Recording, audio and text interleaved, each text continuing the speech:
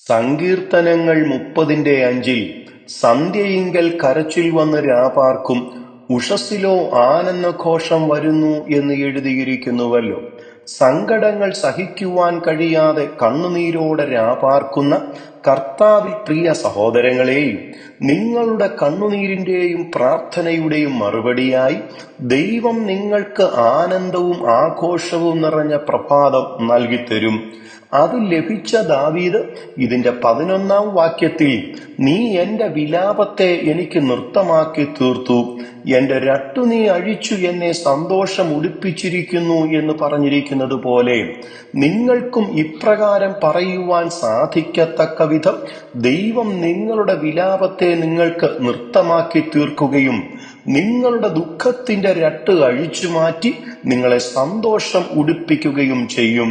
യെശയ്യാവ് 60-2 അന്ധകാരം ഭൂമിയെയും കൂരിരുട്ട് ജാതികളെയും മൂടുന്നു, നിന്റെ മേലോ യഹോവ ഉദിക്കും, അവന്റെ തേജസ്സും നിന്റെ മേൽ പ്രത്യക്ഷമാകും എന്ന് എഴുതിയിരിക്കുന്നത് നിങ്ങളുടെ ജീവിതത്തിൽ സംഭവിക്കുമെന്ന് വിശ്വസിച്ച് ദൈവത്തെ നന്ദിയോടെ സ്തുതിക്കുക.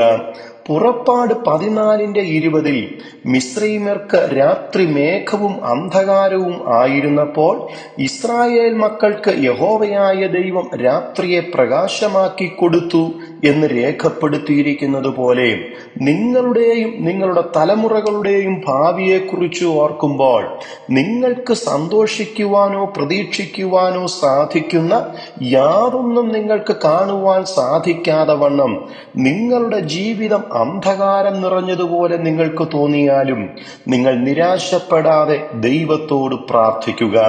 നിശ്ചയമായും നമ്മളുടെ ദൈവമായ യഹോവ നിങ്ങളുടെ അന്ധകാരത്തെ പ്രകാശമാക്കി തരും.